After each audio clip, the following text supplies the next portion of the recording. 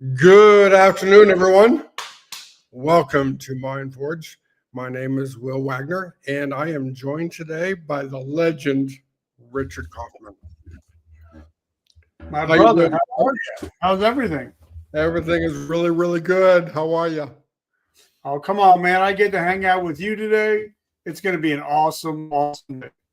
That's true. That's true. We've been going back and forth for quite a bit and trying to hook and get together and do this. And so finally we're on live, and life couldn't be much better. I love it. And like I said, this month is Men's Mental Health Month, so why not talk about the stuff that's hard to talk about? Absolutely. So, Mr. Kaufman, tell us how it began for you. Well, see, there was a man, and then there was a woman, and then they did something. Oh, wait, that's a whole different. That's a different episode. That's I grew up in an abusive household. Mom was an addict. Father left at 3 months old. And so I wasn't right up from the beginning.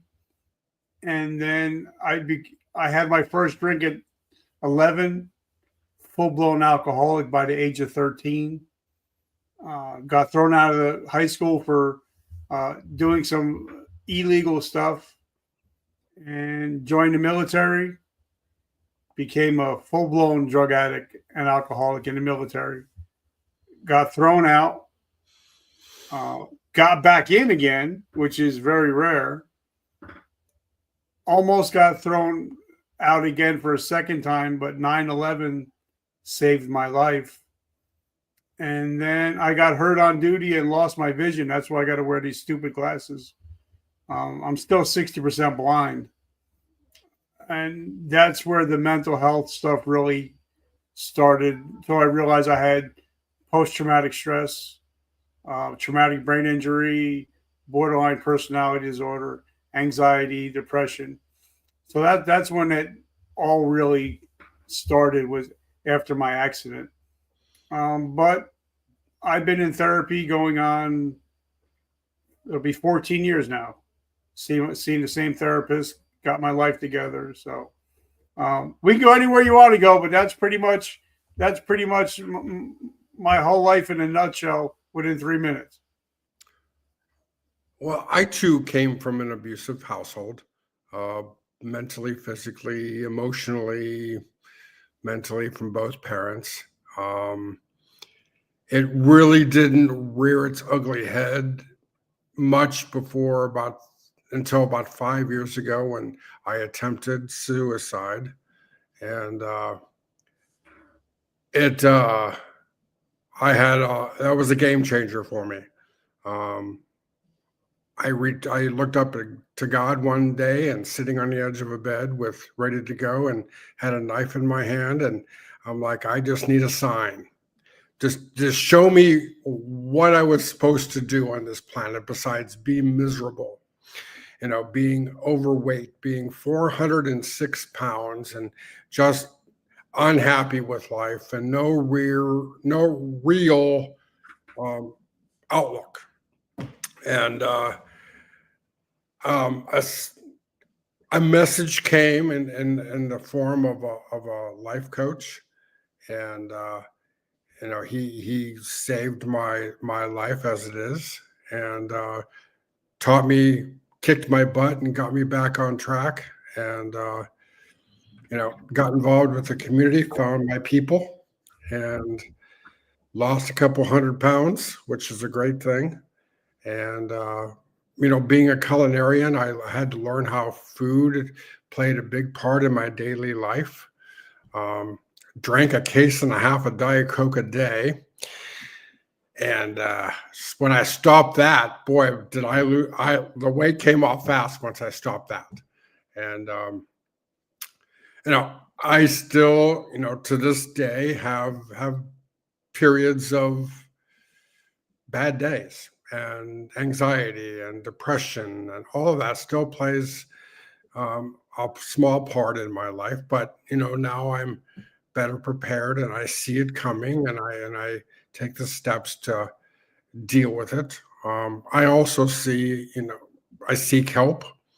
Have a great counselor, and she walks me through some meditation and some visualizations of just envisioning what my life can be and what it should be. And so yeah, I mean that's and then I was reading the other day where one man every 60 minutes commits suicide, and that number alone was unacceptable. And Well, just think of it this way, because like in my town, I was in charge of the DARE program. mhm. Every day in the United States, 5,000 adolescents attempt suicide every day. Every day in the United States, 5,000. So imagine how many of their parents are struggling. Yeah. 5,000 times 10 times 2, every day in the United States. Those numbers are staggering. And I think because, especially with men, we get told to, hey, bro, man up.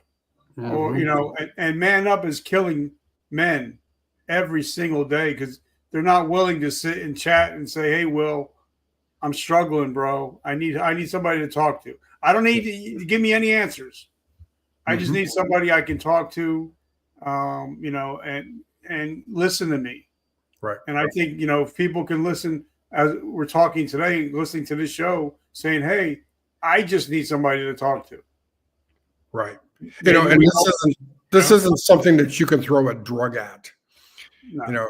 This is something that's easily fixed by, sitting down with either a coffee or even a beer or something and just having a conversation with somebody and And just you sitting can't there. and you can't throw money at it either. No. It's not something you could just throw money at.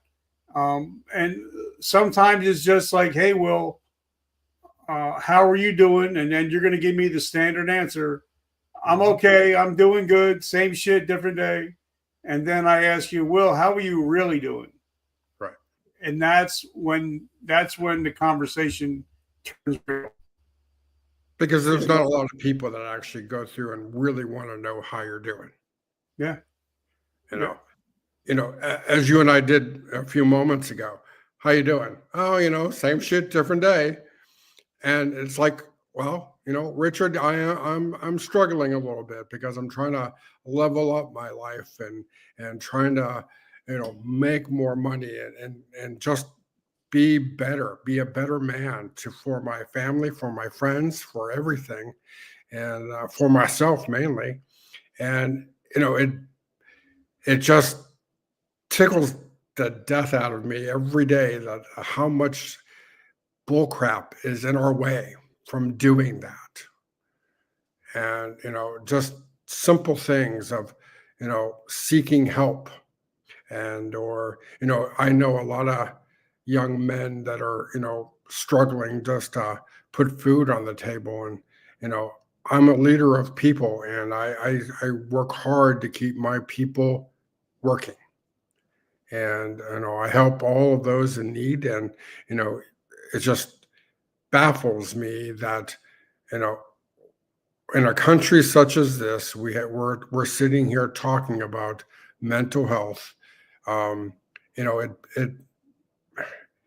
it tickles me because I look at the the hunger problem in our country.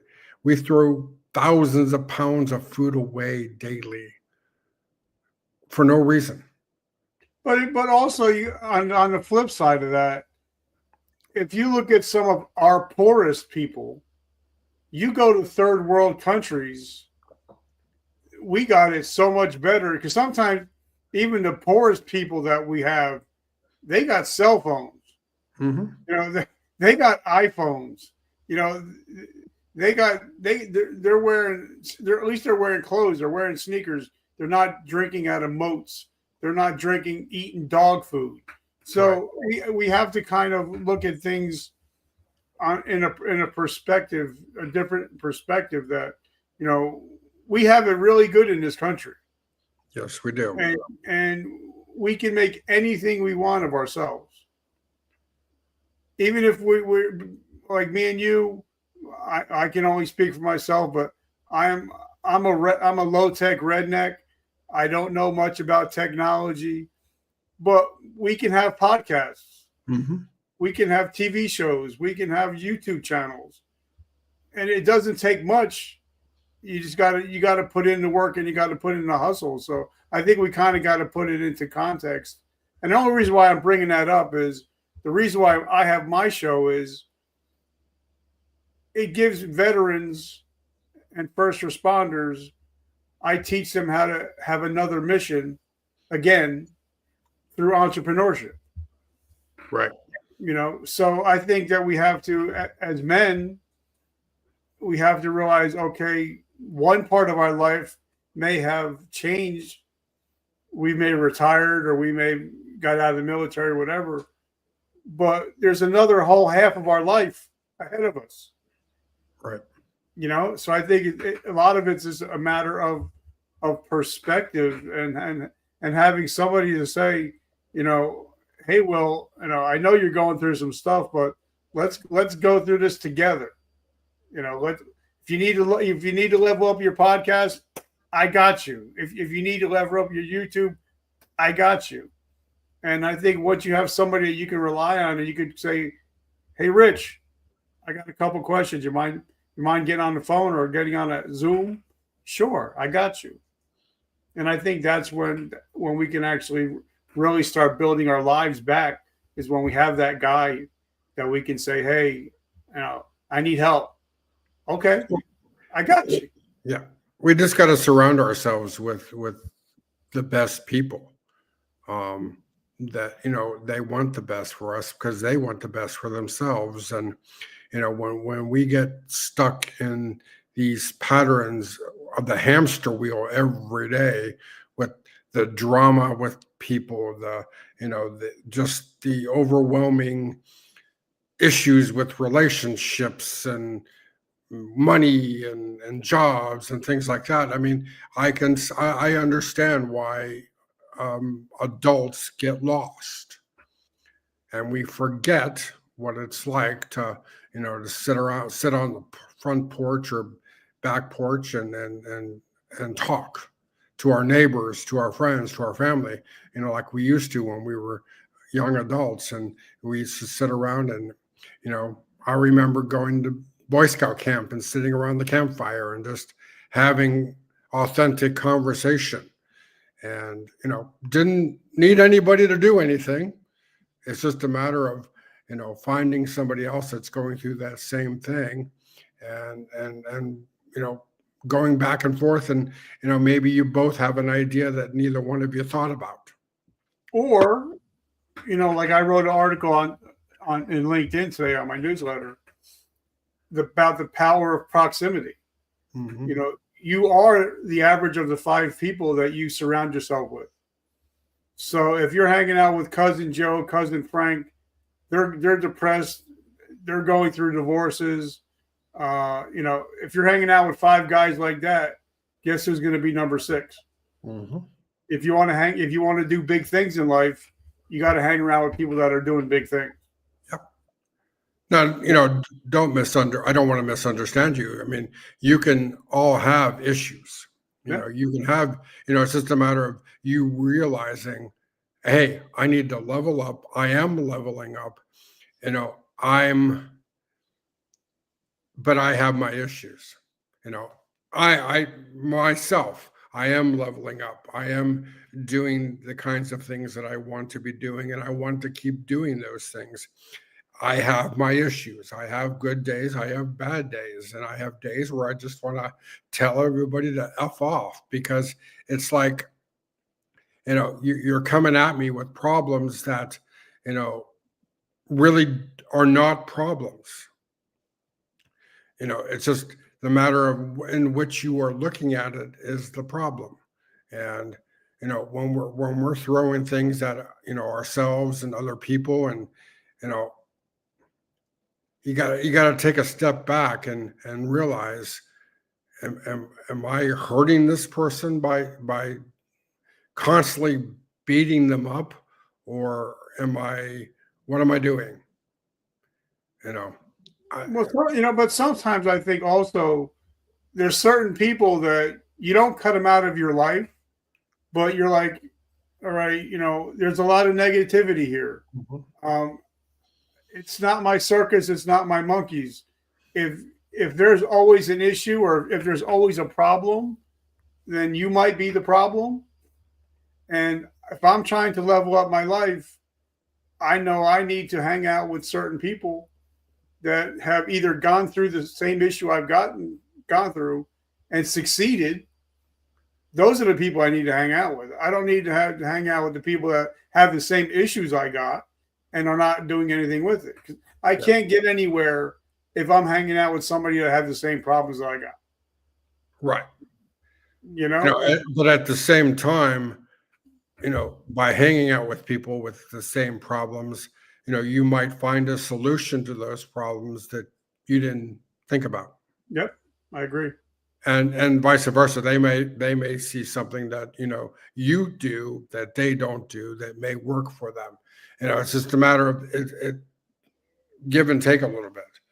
And when we go through life and we're just beating each other up, but for what reason? Yep.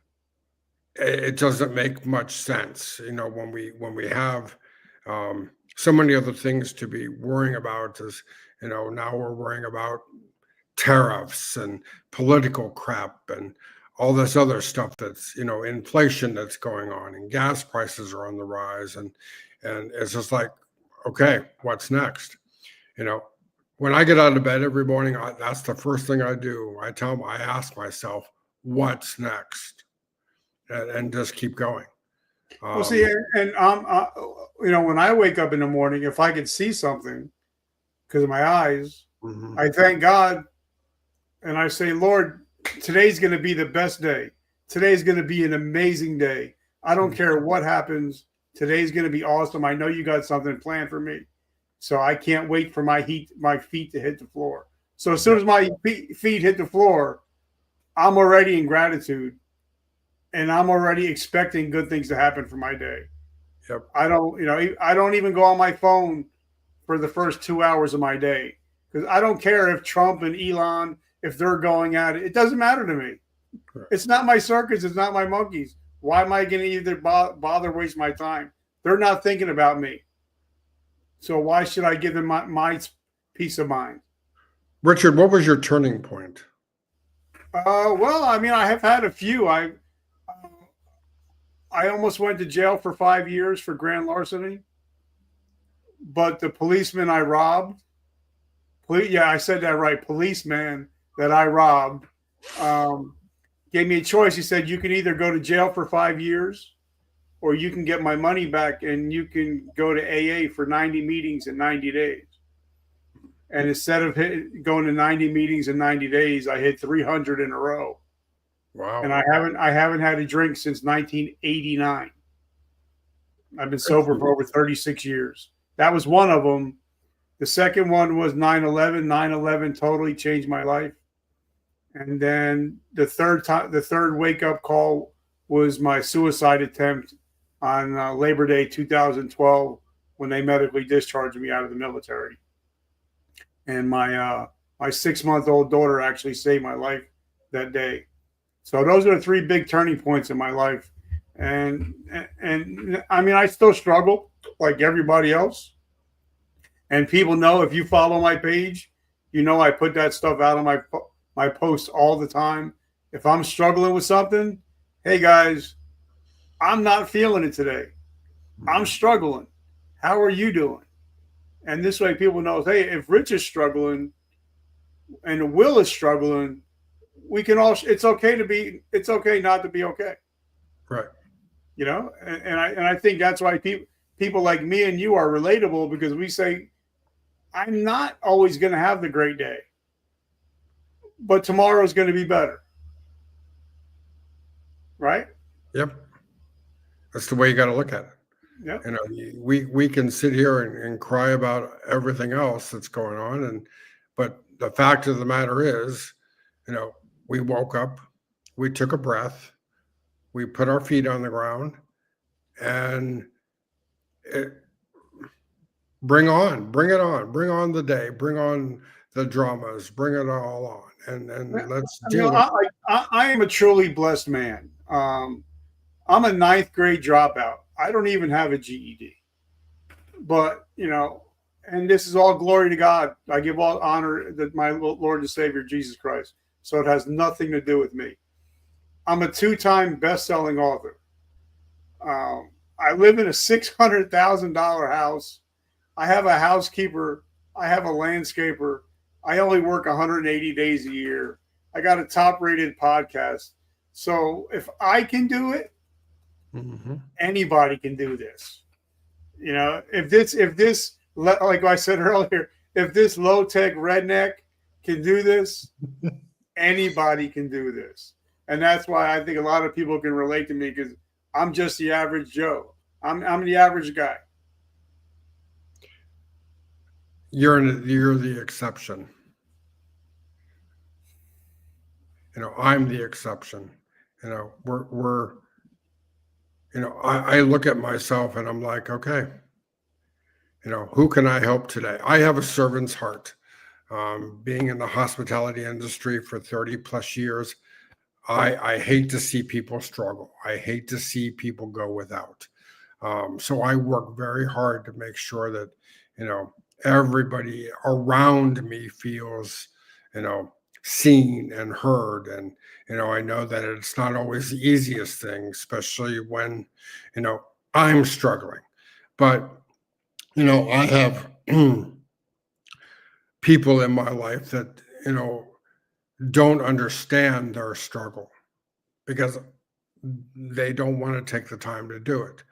But I also understand that, you know, what they're struggling with is the lack of quality and the lack of being vulnerable and the lack of being authentic.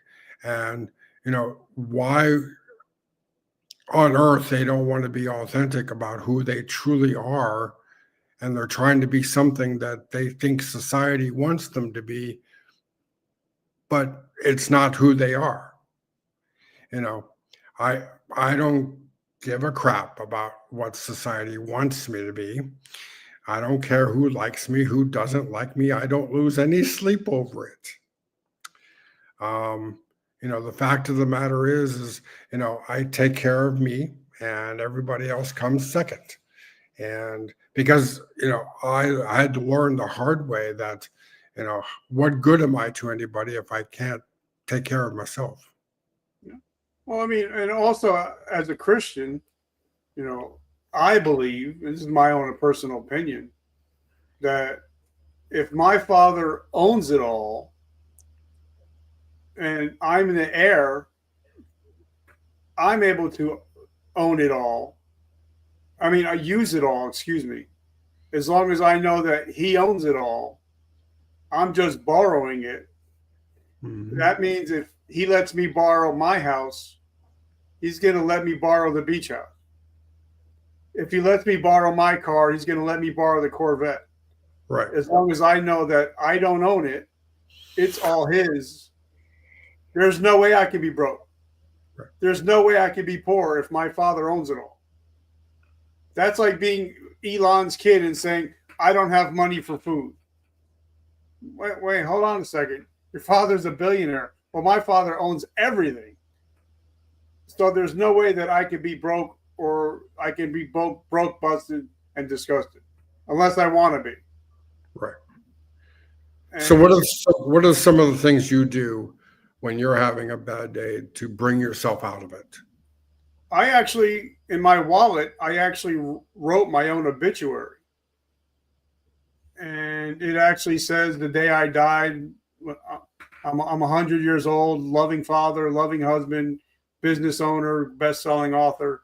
So whenever I get into that funk, I'll actually read my own obituary. Right. And I'll be like, okay, I can't take myself out today, or else I can't be that guy that I just wrote about. And then also for me, I'm a big gratitude guy. I love gratitude. Before I go to bed at night, every night, I put my arm across my wife. I pray for her. I pray for her happiness, her health. And then I thank the Lord for 3 things that happened to me today. And this interview is going to be one of them. I'm going to say, Lord, thank you for letting Will have me on his amazing show. And so I thank God for 3 things that happened during the day. So I go to bed with gratitude. And then in the morning, I wake up with gratitude. So all night long, I'm in gratitude. So when I wake up in the morning, there's no way that I can feel any way but gratitude if I do the stuff that I do for gratitude. Right. And I think a lot of people, we should try to be grateful for what we have. And even if it's something simple as just I used to keep a coin in my pocket. I got it in my wallet now. It's my coin for sobriety.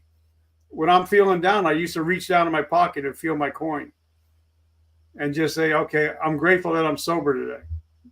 Maybe that's all I might have is my sobriety, but at least I'm grateful for that. So I think, and the most successful people in this world, like Ed Milet, Gary Vaynerchuk, Tim Ferriss, Patrick Bet-David, they talk about gratitude.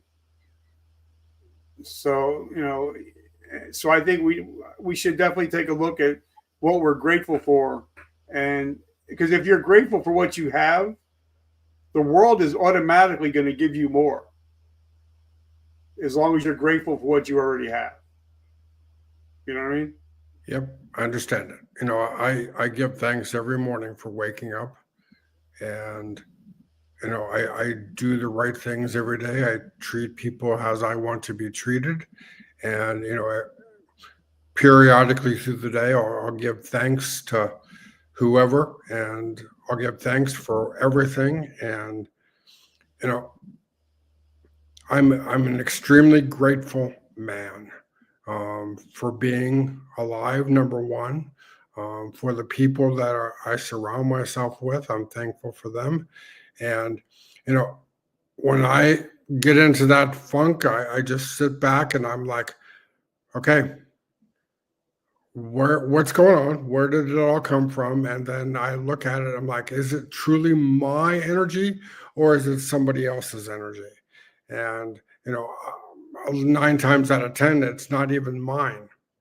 And there I had to realize that I can't fix everything. I can't fix everybody. And that was a hard pill to swallow, because it's like, I sit back and I'm looking at their issues. I'm like, well, it's not really that big, but to them it is. It's huge. And it's the same thing for them. They may look at my issues and they're not that big. Well, for me it is. But I don't let it stress me anymore. I had to learn that the hard way. I had to learn not to let money stress me. If I have it, I have it. Great. If I don't, I don't. It's okay. It'll come. And I think relationships are what can bring a lot of people down. Like, I love my bride. We've known each other for over 40 years. She's my best friend. She's my everything. But I know that I am not in charge of her happiness. Right. I can help with her happiness, but I'm not in charge of it. There may be days where she might be hell on wheels, and I'm just like, okay, you're going to be mad, you're going to be angry, whatever. I choose to be happy. I choose to be, in gratitude, and you'll come around. But I'm not in charge of your happiness. And I think a lot of people, whether it's a husband, a wife, or girlfriend, boyfriend, whatever, we're not in charge of their happiness. Right. We can't be. And I think once we take that off of our plate and realize, I know there's a God, I'm not him, so I can't make everybody happy. I could just try to make them happy, but if I can't, then I can't. You know what I mean? Yep. I think, couples, in my opinion, I think couples argue about, some pretty dumb things, money being one of them. That's the biggest argument. Money and kids. That's the biggest argument you're going to have.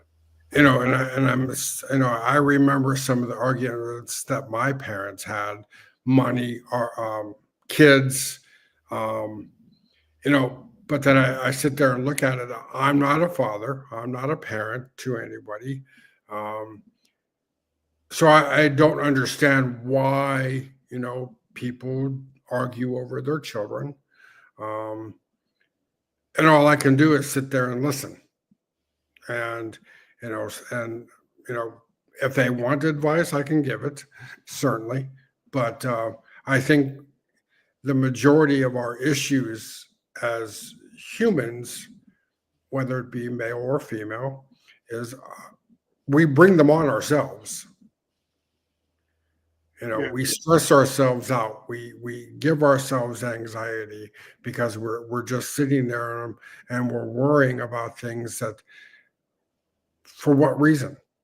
Why are you worrying about it?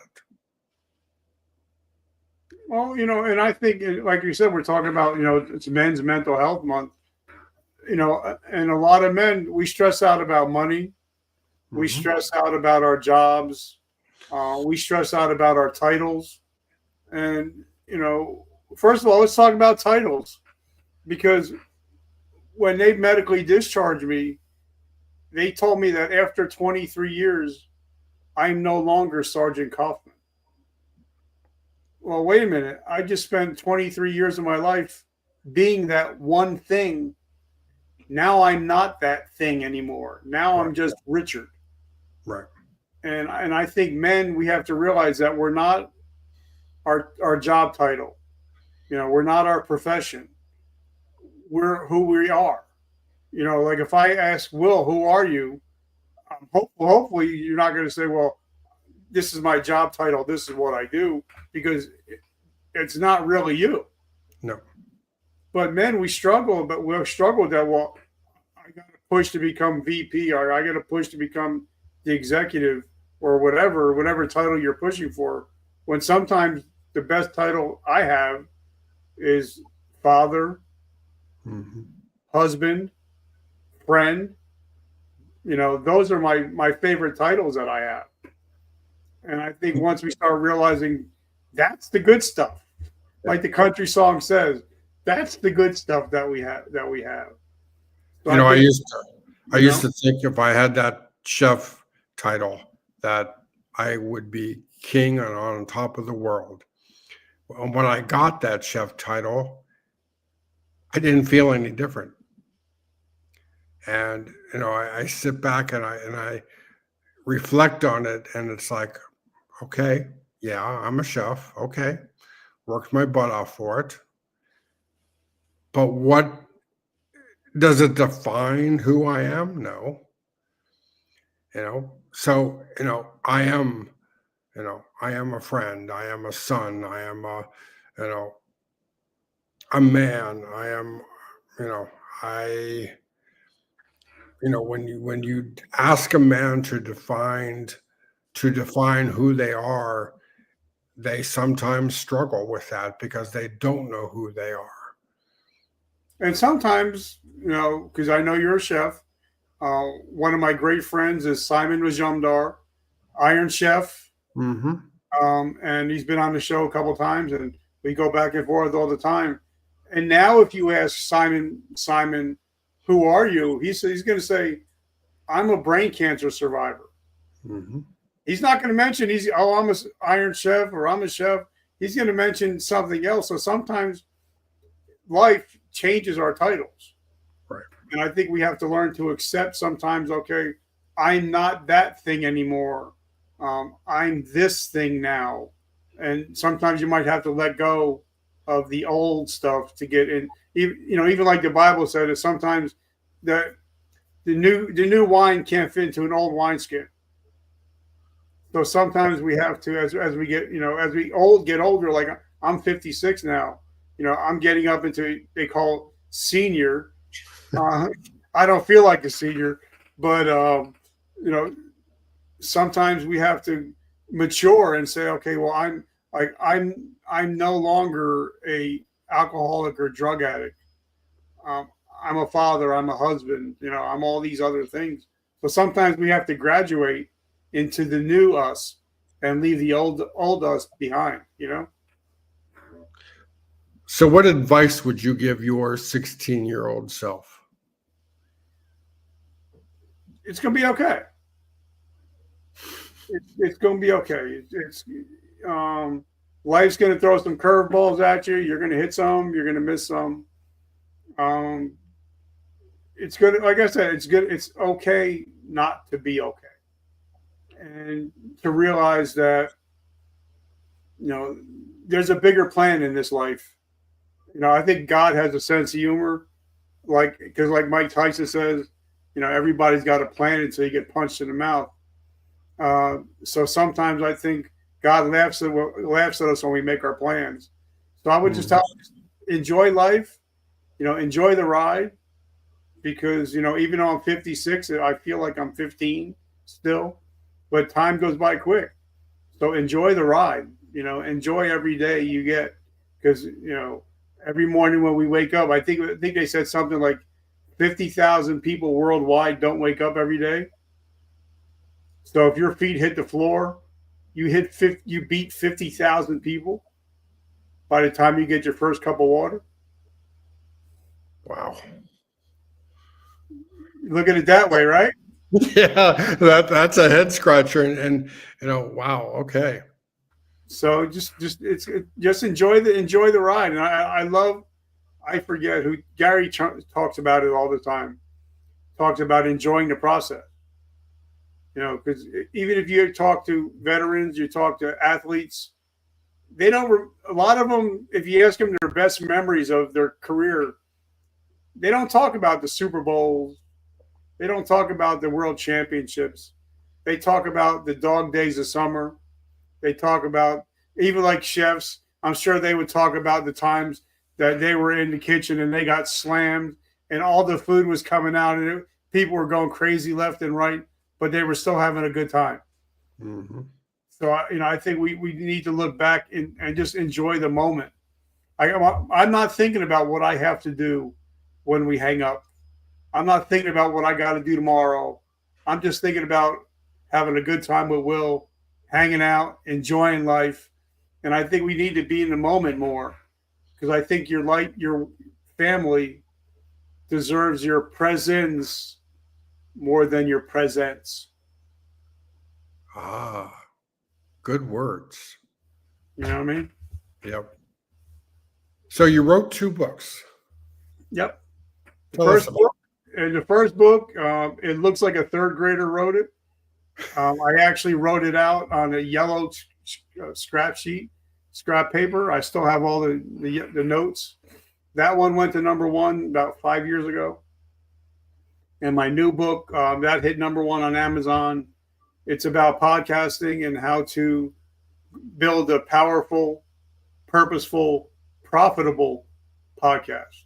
And that hit #1 on Amazon the first week it was out last year.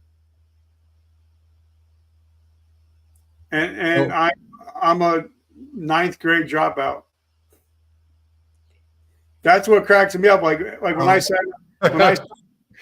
sign my autograph and I send out books and I send out cards, handwritten thank you notes. There was a young teacher. His name was Mr. Ferreira, and in 5th grade he told me I was stupid. He told me I would never amount to anything because I had ADHD real bad, and I read everything backwards. Yeah. So every time I'm signing a copy of my book, I'm like, "Fuck you, Mr. Ferreira." So it's not too bad for a 9th grade dropout. Well, I was in special ed as a kid, and I have a dyslexia. So I sometimes put words in there where they don't belong. So I understand that all too well. And yeah, wow. I sit back and I look at my food service teacher and what she taught me, And, I can honestly say those were the best times that I had learning how to bake from scratch and learning how to cook from scratch. Um, because she was the first real teacher that I had that took an interest in what I was learning.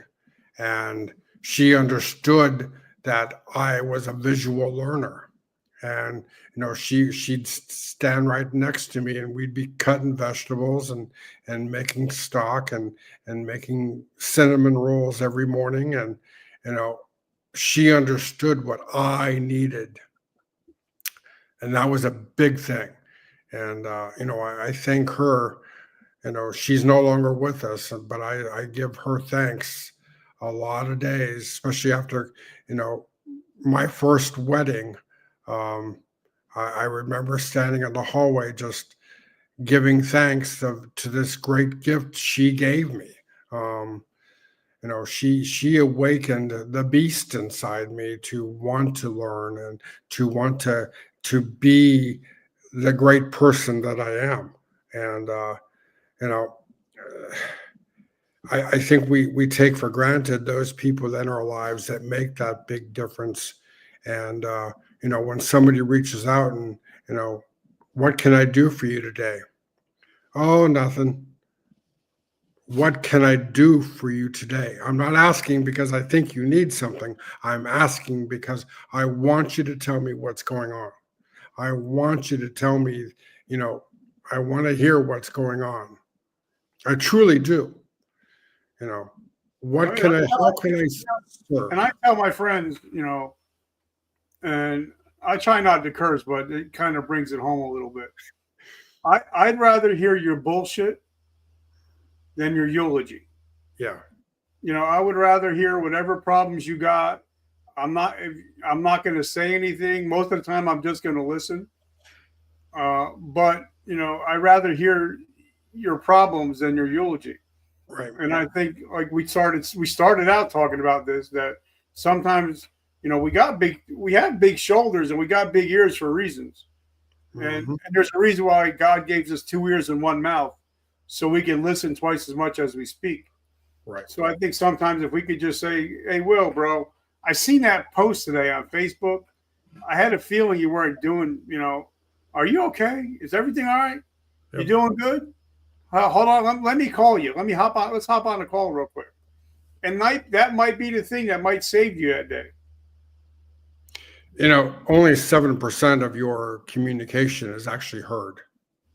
Yeah. Yeah. You look at that number and I'm like, well, okay. People don't realize that what you post and how you post it says a lot about how you're feeling in the day. I'll sit there and I'll take a half hour in the morning and I'll scroll Instagram looking at reels and things like that. And if I see things that are, I think hits home for people, I'll share it. If it doesn't hit home for me, it's going to hit home for somebody. And, yeah, I'm not worried about gaining followers and growing all of that and social media. And, yeah, I want this podcast to be on top of the world. I want a #1 podcast because I think what we're talking about is so worth it and so important that it's let's blow it up.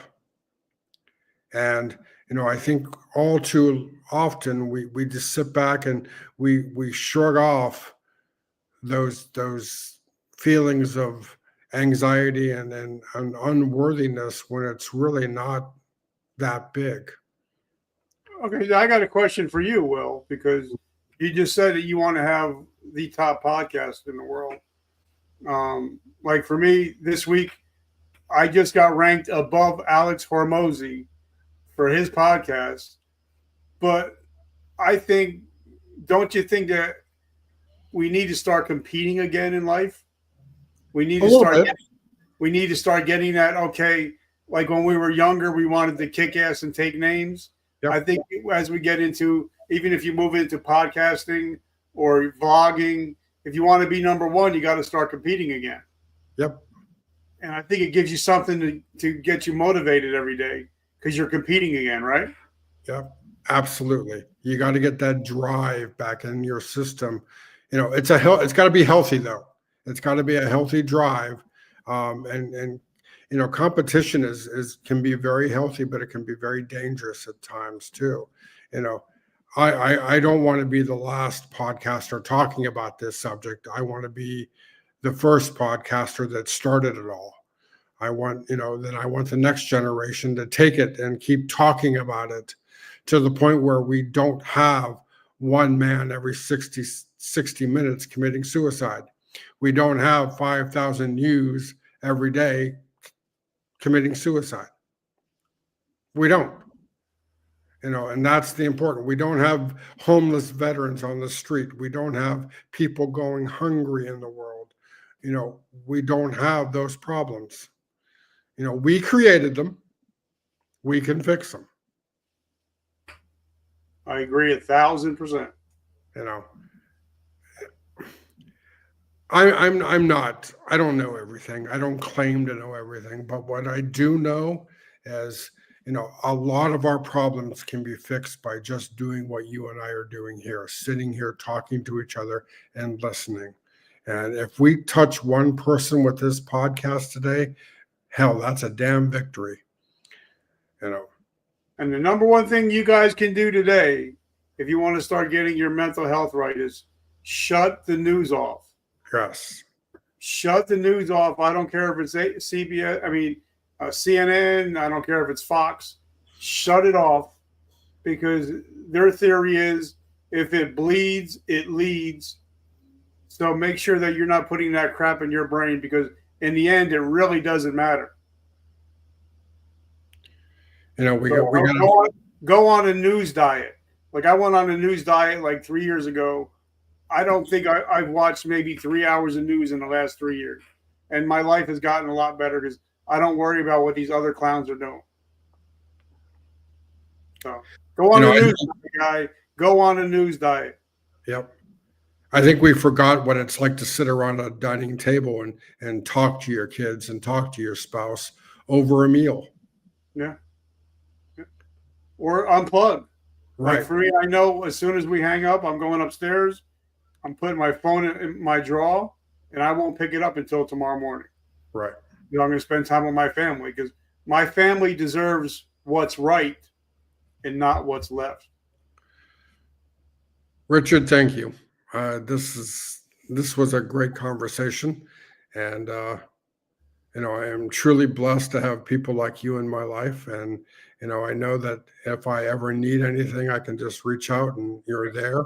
And same with me.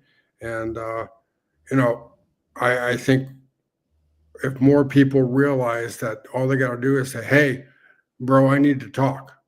Okay, let's go. How do people find you? Well, if you're on Facebook and you're a veteran, you can go to, I have a group called Veteran Support and Veterans on Facebook. We're like 11,000 strong, and all we are is there to support each other. Or you can check out the podcast at Vertical Momentum Podcast. We're on the first 8 pages of Google. We're on 35 different platforms. And I also, if you're listening to this, and if you give Will your email address, I'll send you my first book for free, no charge. And if you get the book for free, no charge, you'll also get an hour coaching call at no charge, just so I can help out if there's any way you need help, whether it could be physically, mentally, spiritually, physically, or financially. Any way I can help, you get an hour's worth of my time for free, no upcharge. I'm not selling anything. I just want to be able to pay it forward. Wow. And that includes you, Will. Yes. So I want to get on a call, and we could talk about how to get your podcast into the number one spot.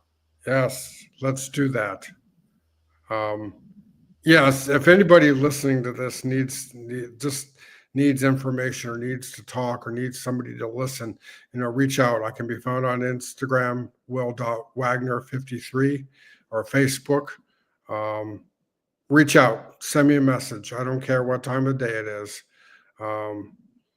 You will always get a response, and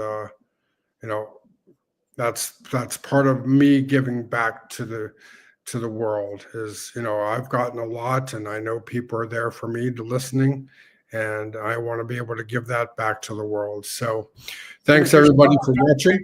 1 second though, if you're struggling really bad right this second, dial 988 and you can get help this moment.